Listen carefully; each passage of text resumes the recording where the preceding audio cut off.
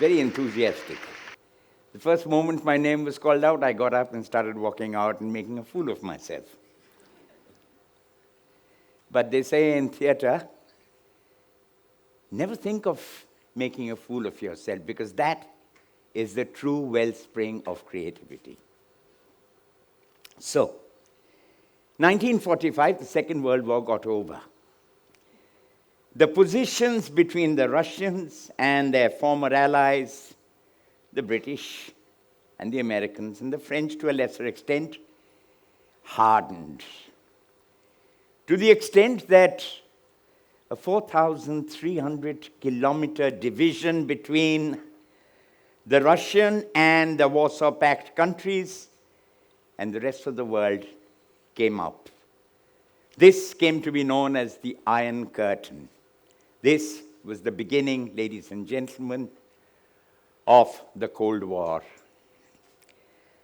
91 kilometers of this started being built in 1961. It was concrete walls with a death strip in the middle of it. This summer we visited it. And I've been to Germany before when the wall was up, and I went subsequently. I was go with a fellow just after the wall had come down. On the 9th was the anniversary, the 30th anniversary of the wall coming down. There were various things that happened to bring the wall down, societal, economic, political, but it was around a mistake that it finally came down. A Politburo member, by mistake, announced at a press conference, East Germans will be allowed to travel to the world. 9 o'clock in the evening. By 11, there were growing crowds at the wall. The Stasi there called the Politburo and said, "What do we do?" They said, "Open the doors." The gates were opened. Within 15 minutes, while hundreds poured from East Germany into West Germany, people came with pickaxes, shovels, whatever they could get, and began smashing the wall down. They stormed the moment, and right then, 30 years ago on the 9th of November, the wall came down, and bitter enemies, pushed aside by political necessities, joined hands again. This, to me, is the most fantastic demonstration of storming the moment. If not now, when?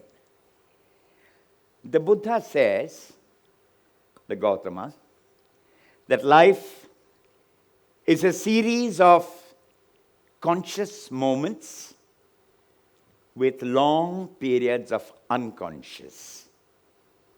So it is to extend the conscious moments that we all attain some kind of higher life. But without God, there is no devil. Without good, there is no bad. Therefore, I must first tell you about my prime moment of unconscious. I went to City Fort to see a film on Mary Shelley, the person who wrote Frankenstein, wife of the celebrated romantic poet Shelley. Word, I think, had got out that this is not a skin flake. So no one came. Very few people in this huge City Fort auditorium. Within the first 5 minutes of the film, one knew that you were in for a chilling experience because it was really scary. A lady found her way in the darkness right next to me, sat down and said, "Forgive me, I don't know you, but I might have to hold your hand because I'm really scared." Nothing more happened. Yes, she did hold my hand a few times. The show got over. I was walking down thinking about the film, and I heard a lady scream. And I said to myself in my wonderfully unconscious moment, it must be that scared lady seen a tree or a shadow, got into my car, drove home. Next morning, I opened the newspaper and I still live with that shame. The headline was, Swedish diplomat raped at the City Fort parking lot. I kept thinking, what if? But the moment was gone. Just like this moment is gone, and the next, and the next. But from that day on, after that very expensive lesson, I have tried to make the most of the moment. A few examples. We were going to make the first ever film, as Mr. Karthikeyan, the Director General of National Human Rights Commission, told me in the briefing.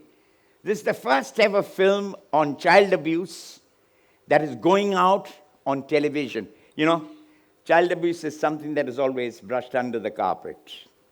This is the first ever time that many children, with his strong South Indian drawl, he explained, will get a chance to know that they are not alone in the world, but there are others who are thinking about them.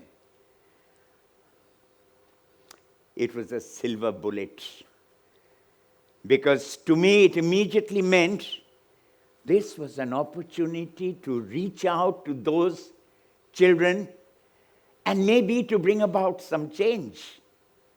The film was made, approved by them, but I had a problem. My problem was, without an action line, the film made no sense whatsoever. After a long standoff and pleading with MTNL, we finally got 1098, Child Line. This is 95, and it continues today across 32 states and union territories. It works. I made a film on child abuse, which went to the Cannes Film Festival in 2010. And the next year, we were invited as guests to the Parliament on Independence Day to show it. Short film, it's a 36-minute film. The best compliment I got was from one of the Parliament bearers. Janab, you've managed to keep them silent for 36 minutes. At the end of the film, the law minister, whose event it was, invited us to the pit of the house. And he was looking at my lead actress, actually, and he said, "To kya chahiye?" I thought to myself, nothing risked, nothing gained. Pooch ke dekho. So I said, "Sir, will you table the child bill?" He said, okay. I didn't think he was serious, but I broke all protocol, said, I've got the moment, might as well seize it, banged on the table and said, the Honourable Minister has committed to present the child bill in the next session. Coincidence or commitment kept? The child bill was tabled and passed in Parliament, and POCSO, Prevention of Child Sexual Oppression, became a reality in 2012. I'm not saying I did it. There were many efforts which led to this one moment, which also helped, I guess. But it was taking cognizance of that moment and making the most of it.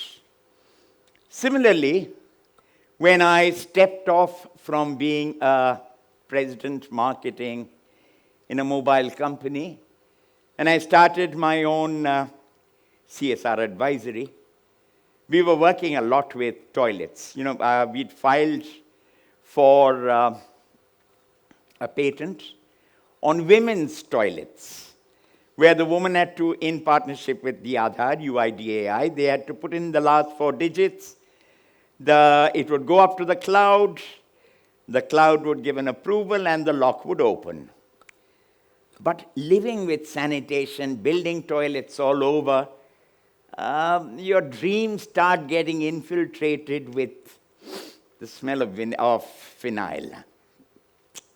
So he said, we need to do something more. At about that time, I heard in a conversation between people who knew that there was no big data around rural health. How amazing. 80% of our country, if I'm genuine, or 70% at least. So I said, why don't we start thinking about that? That was again storming the moment. And we started off working with healthcare, which as today we've actually crossed about 72,000 beneficiaries. And more importantly, from the back end data crunching, we've been able to get patterns of non-communicable diseases, which are shared with the chief medical officers to bring about strategic changes in managing health in the villages. But no moment stands in isolation. A moment has its historicity and its futurity. No. You will say that is very difficult to calculate. How do you work out what is the history of this moment and what will my actions lead to? But if I can just give you a demonstration. A ball goes up in the air. We catch it. While we are doing it, we've just calculated the wind speed, my ability to catch the ball, the speed of the ball going up, the gravity pulling it down. Very difficult, isn't it? But actually not at all. I mean, think of it this way. It's a complicated task, isn't it? But this brain is amazing.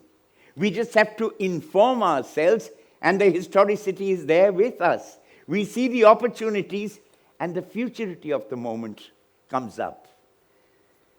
Therefore, this is a plea to all to make the most of the moment, to keep our consciousness around us, and maybe we can make a difference to the way people around us live today and tomorrow. Thank you very much.